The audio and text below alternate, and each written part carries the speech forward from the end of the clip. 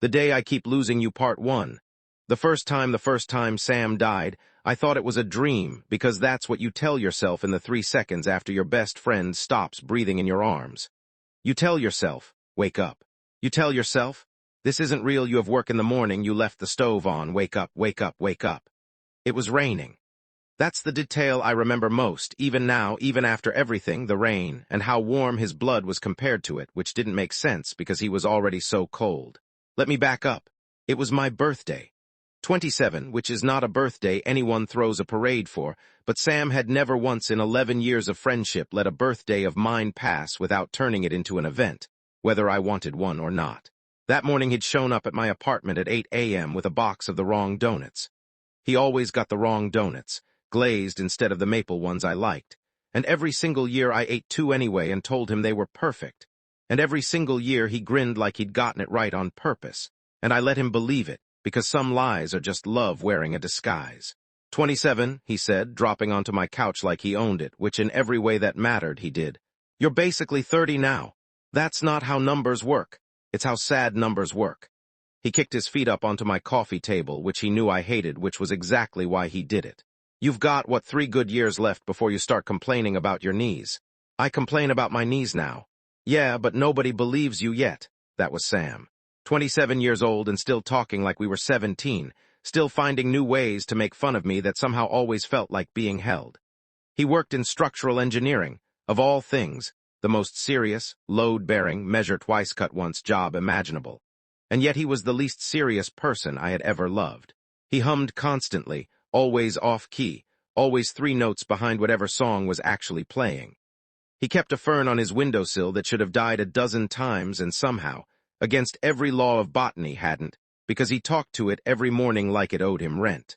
He signed every text message with a period, which made even "on my way" sound like a threat.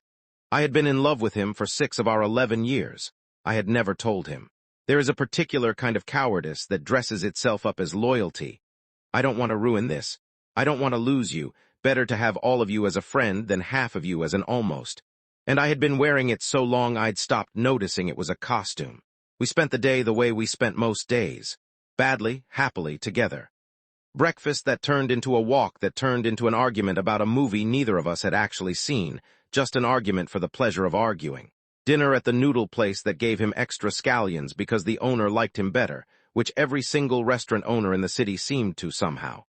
He gave me a gift that made no sense, a second-hand telescope, the kind with a dent in the barrel, and when I asked him why, he just shrugged and said, "You used to talk about stars, before you got sensible." I didn't remember telling him that. I didn't remember thinking it, not for years.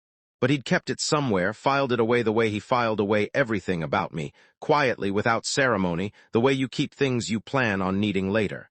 It was almost midnight when we left the noodle place. Almost midnight, and raining, the kind of thin, cold rain that doesn't look like much until you're soaked through by it. Sam was walking backward, because he always walked backward when he was making a point, gesturing with both hands about some engineering thing I wasn't following and didn't need to. I was watching his face, the rain sticking his hair down, the streetlight catching the shape of his mouth mid-sentence, thinking, the way I always thought and never said. I could love you out loud and it wouldn't cost me anything except everything. I didn't see the car. I heard it. I heard the sound before I understood what it was, too loud, too close. A shriek of tires that didn't belong on a quiet street at midnight. And then Sam wasn't backing away from me making his point anymore. He was in the road, and I don't remember deciding to move. I just remember moving, and I remember that I was too late by exactly the distance between where I was standing and where he was standing, which was not far, which should not have mattered. Except it was the only thing that mattered. I don't remember the sound it made. I've tried since to make myself remember as some kind of penance, and I can't. My brain simply refuses to hand that part back to me. What I remember is after, kneeling in the road with the rain washing pink down the gutter. His hand finding mine even though I don't think he could feel his fingers anymore. His mouth moving, trying to say something, and what came out instead of words was just my name, half of it, cut off in the middle like even that was too much to ask of him. "Don't," I said, which is a stupid thing to say to a dying person. "Don't." As if it were a request he had the power to grant, he looked at me like he was trying to memorize something, like he was running out of time to look at things, and had decided I was worth spending the last of it on. Then he wasn't looking at anything anymore. I woke up in my bed at 8 a.m. to the smell of donuts and Sam's voice from my kitchen, badly humming a song that wasn't playing. And I sat straight up and screamed his name so loudly he came running with a box of the wrong donuts still in his hand. Alive, confused, alive, asking me what was wrong. And I could not, for the length of one entire terrible minute, make myself stop crying long enough to answer him. Part 2, the second time here, is the thing nobody warns you about time loops. You don't get an instruction manual. You don't get a voice from the sky explaining the rules. You just get the day again, identical in every particular except the one thing you know that you shouldn't, and you have to figure out in real time, with your best friend's murder still wet in your memory, what you're actually allowed to change. I decided the car was the answer. The car was concrete. The car had a time. I'd looked at my phone right before it happened, some idiotic instinct, some part of my brain trying to log the moment even as it destroyed me. 11:47 p.m. If the car was the problem, then the solution was simple.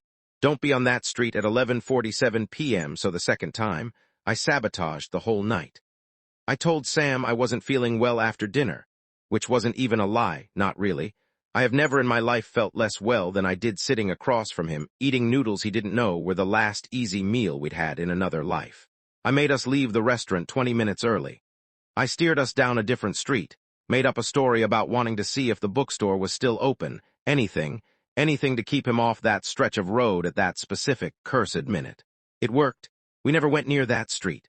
11:47 came and went while we were standing in the fluorescent light of an all-night bookstore, Sam holding up a poetry collection and reading me the worst line in it in the worst possible voice.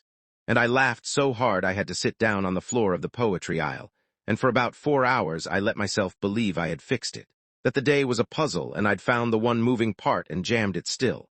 He walked me home a little after 1.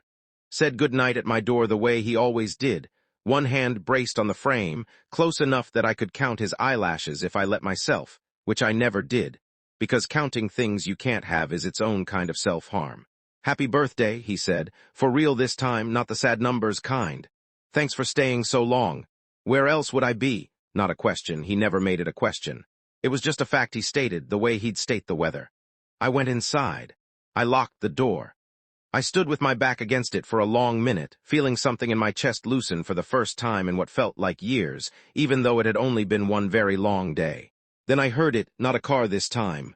A different sound, a wet, heavy sound from the stairwell outside my building.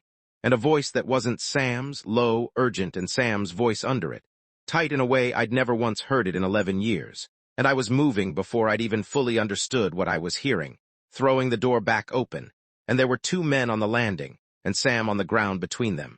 And one of the men had something in his hand that caught the hallway light in a way that made my whole body go cold before my mind caught up to why. By the time I got to him this time, he wasn't trying to say my name. He was trying to tell me to go back inside, even like that, even then. I woke up to donuts again, to humming, to 8 a.m. and the whole cursed, precious day laid out fresh in front of me like it hadn't just ended twice, in 2 different ways, both of them him. That was when I understood. It wasn't the car. The car was never the point. Something wanted him dead on this day, and it would find a shape for itself no matter how carefully I rearranged the furniture of the hours. I could move him off one street, and it would find him on a different one. I could keep him in the light, and it would come for him in the dark stairwell of my own building, close enough that I heard it happen through a locked door. Which meant the actual question, the only question that mattered, was why. Why this day? Why him? Why did 2 strangers with something sharp in their hands know exactly which landing to wait on? I had 11 years of history with Sam, and I would have told anyone who asked that I knew him better than I knew myself. I was about to learn how much of that was true, and how much of it was the story I'd told myself because the alternative, that he'd been carrying something heavy enough to kill him, and hadn't let me help carry it, was too painful to consider while he was still alive to ask. Part 3, the third time, I didn't try to save him first. I tried to understand him first, which felt like a betrayal of some kind, sitting across from him at breakfast with the donuts going soft between us, asking careful questions instead of just loving him plainly the way I had the day before, in the version where I still thought love could fix this by itself. You've seemed tired lately, I said, which was true. I'd noticed it for weeks in every version of this life and simply filed it under engineering deadline, don't push. Is everything okay? At work or anything? Something flickered across his face, fast, gone before I could be sure I'd seen it. "I'm fine," he said. "Why do I look like garbage? You look like a man who hasn't slept." "I never sleep, you know this. I run on spite, and the noodle places extra scallions." He smiled, and it was a good smile, a real one even, but there was something underneath it now that I couldn't stop seeing once I'd started looking for it. The particular tightness of someone holding a door shut with their whole body while insisting nothing was behind it. I let it go for the moment, because pushing too hard too fast in a life I only had one day to live felt like it might break something I couldn't get back. But I started paying attention in a way I hadn't let myself before. Not to the Sam who made jokes and kept a stubborn fern alive and got extra scallions for free, but to the Sam underneath that Sam, the one who checked his phone every time it buzzed and then quickly, carefully, turned the screen away from me. It buzzed 4 times that day. Every time, the same flicker. At the noodle place, I excused myself to the bathroom, and God forgive me, I looked at his phone where he'd left it face down on the table like a man who trained himself to always leave it face down. There was a text thread with a contact saved only as D. No name, just the letter, the way you save a number you don't want anyone else to recognize if they ever glance at your screen. "You're 2 weeks late. This isn't a conversation, it's a countdown. You know what happens if you go quiet again." My hands were shaking by the time I put the phone back exactly where I'd found it, screen down, angle untouched, the way you'd handle something that might go off. I didn't confront him. I want to be honest about that, because it would be easy to tell this story as though I did everything right the moment I understood something was wrong, and I didn't. I sat back down across from him and ate noodles I couldn't taste and laughed at a joke I didn't hear. Because I was terrified, genuinely, bone-deep terrified, that if I said the wrong thing, I would lose whatever time I had left with him even faster than the universe was already planning to take it. That night, I didn't try to reroute us at all. I let the evening happen exactly as it wanted to, because I needed to see it. I needed to know what I was actually fighting. 1147 found us on the same street as the very first time in the rain, and this time I was watching, not for a car, but for a person. And I saw him before Sam did, a man standing too still under an awning half a block down, watching us the way you watch prey you've already decided is yours. And I understood in one sick drop of my stomach that it had never mattered which street, which stairwell, which hour of the night. He was already there. He had probably been there for weeks in every version of this life I hadn't known I was living, waiting for the day the debt came due. "Sam," my voice came out wrong. "Who's D?" He stopped walking. Just stopped, mid-sentence, mid-gesture, one hand still half raised from whatever point he'd been making, and looked at me with an expression I had never once seen on his face in 11 years. Not even close. An expression that told me everything I needed to know before he said a single word. He knew this was coming, too. "Eli," that's as far as he got. The man from the awning was already moving.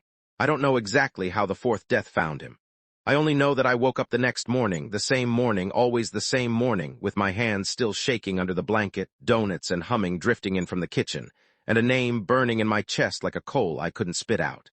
Somebody had put a price on my best friend's life, and I was starting to understand, with a dread that had nothing to do with cars or stairwells or knives, that the price had my name on it somewhere too. Part 4, the 4th time I decided, the 4th time, to spend the day being exactly as brave as I'd spent 6 years being cowardly. I didn't confront him about D right away. I'd learned that much, corner Sam Whitfield, and he goes still and careful and unreachable.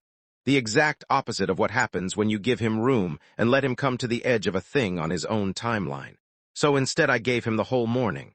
The donuts, the argument about a movie, the walk. I let it be easy the way it always was, and underneath the easiness I was doing something I had never once done in 11 years. I was looking at him on purpose, without hiding it.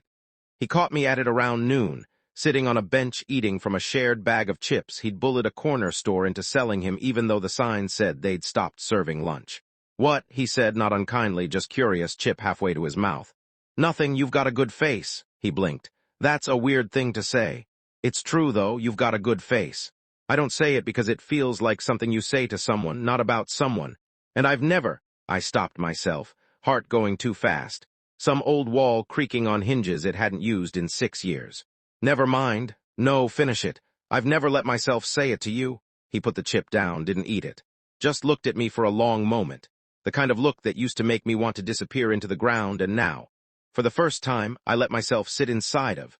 Rain or no rain, countdown or no countdown, because I was starting to understand something the second and third versions of this day hadn't taught me.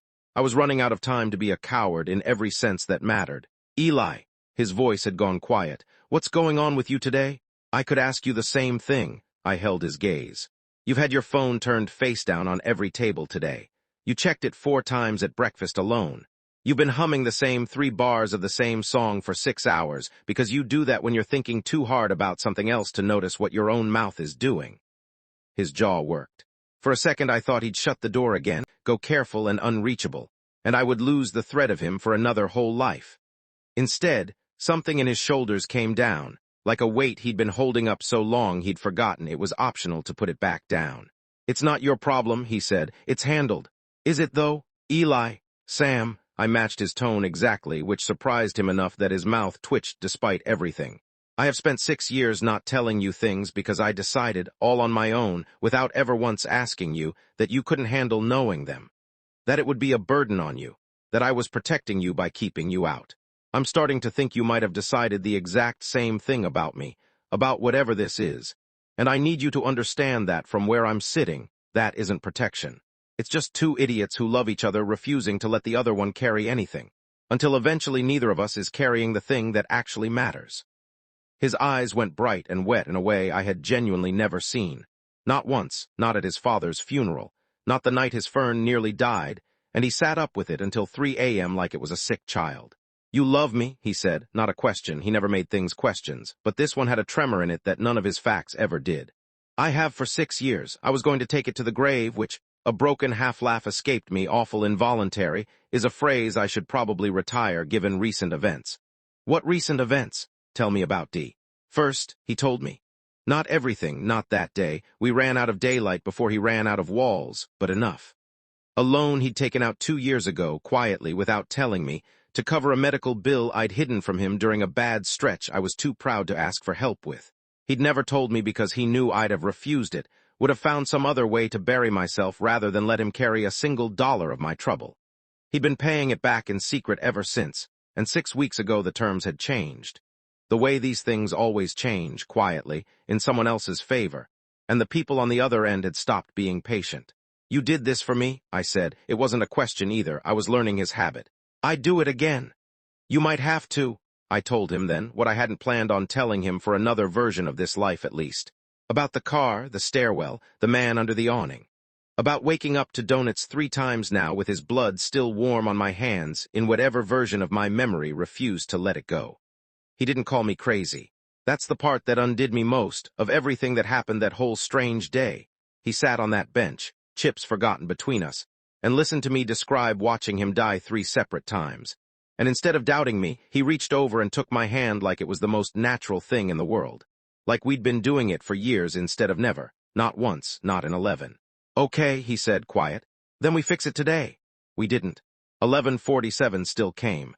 The man under the awning was still there, and this time Sam saw him too, and it didn't matter because whoever D was, he had more than one man on his payroll, and the 4th death came for us from a direction neither of us was watching.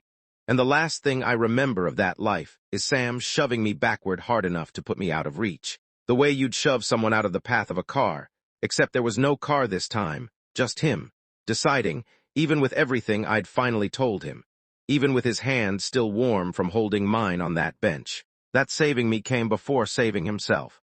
Every single time. Like it was a reflex he didn't know how to override.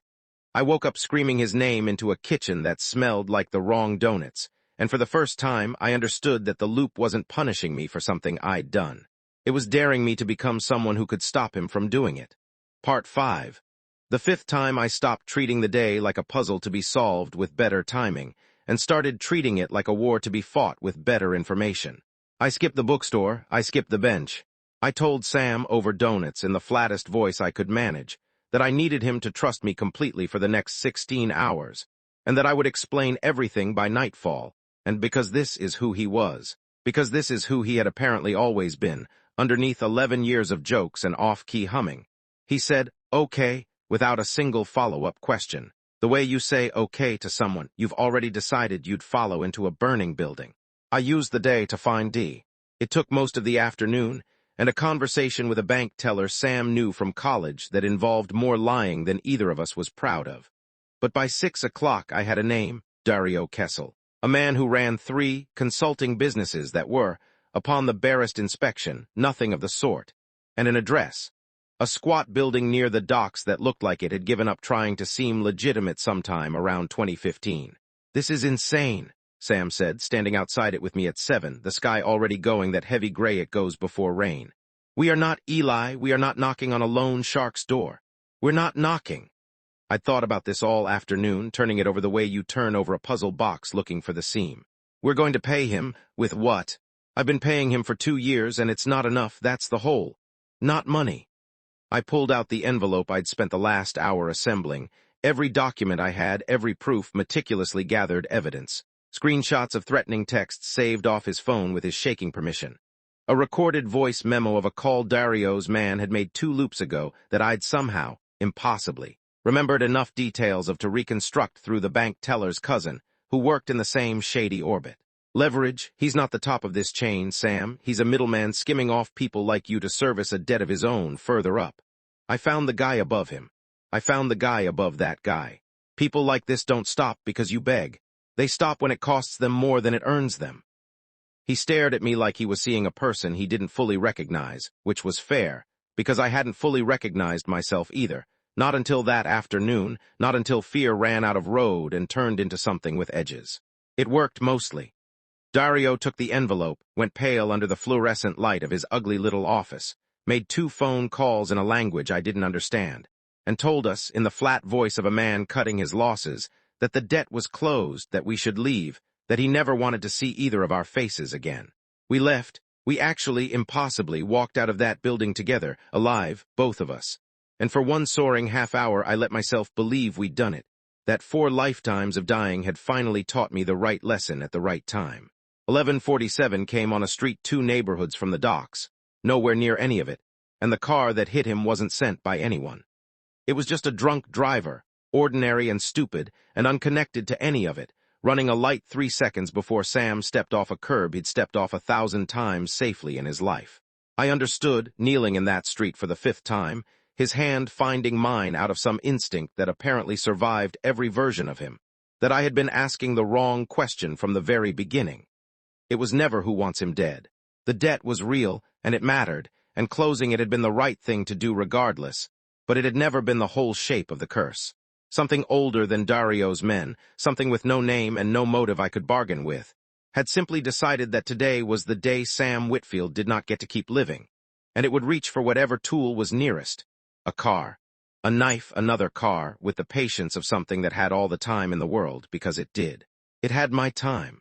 It had given me 5 lifetimes of this single day, and it would give me 500 more if that's what it took. And somewhere in that horrifying arithmetic, I finally understood the actual rule of the game I was playing. It was never about the manner of his death. It was about whether, by the time it came for him, I had become someone who deserved to keep him. Part 6. The last time I woke up for the 6th time with donuts in the kitchen, and humming through the door, and I lay very still for 1 long minute, gathering myself, because I finally understood what this day was actually asking of me, and it terrified me more than any of the deaths had. It wasn't asking me to save him from a car, or a knife, or a debt. Those were symptoms. It was asking me to stop being the version of myself who needed 6 years and 5 deaths to say a true thing out loud. So I didn't spend the morning investigating. I didn't spend it strategizing, or gathering evidence, or rerouting streets. I spent it exactly the way Sam had always spent every birthday of mine, recklessly, entirely, without holding anything back for later. Because for the first time in this whole terrible loop, I understood there might not be a later, and if there wasn't, I refused to spend my last day with him the way I'd spent 6 years. Careful, quiet, keeping the best of myself in reserve for a someday that never came. "Happy birthday," Sam said, donuts in hand, and before he could get another word out, I crossed the kitchen and kissed him. He made a startled sound against my mouth, the box of donuts hitting the counter with a soft, forgotten thud, and for 1 horrible second I thought I'd finally, catastrophically miscalculated something that had nothing to do with time loops and everything to do with plain human fear. And then his free hand came up into my hair, and he kissed me back like it was something he'd been rehearsing in private for exactly as long as I had. 6 years of careful distance collapsing in the space of one kitchen, one birthday, one decision to stop being cowards on the same morning at last. That's, he said, when we finally broke apart, breathless, a very different birthday tradition. I've got about 16 hours to break my own personal record for bravery. Get used to it. I told him everything right there in the kitchen, donuts going stale on the counter between us. Every loop, every death, everything I'd learned about Dario and the debt and the shape of the actual curse underneath it.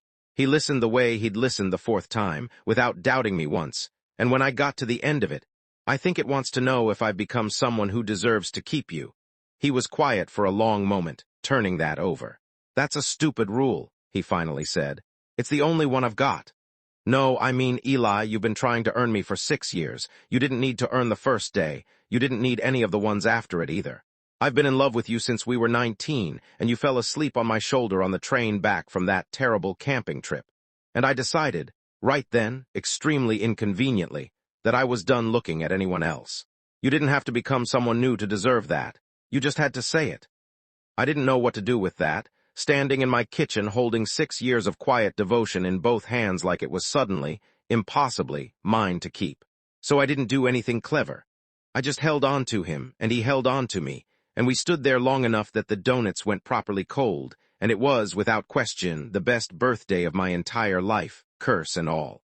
We spent the day differently than any version before it, not investigating, not strategizing, not running. We went to the docks anyway, closed the loan out with the same envelope of leverage, because it was still the right thing to do, and I wasn't willing to bet a stranger's life on a theory about cosmic debt.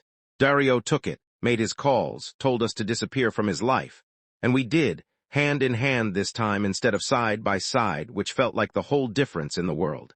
But I didn't think closing the debt was the answer anymore. I thought the answer was smaller and stranger than that.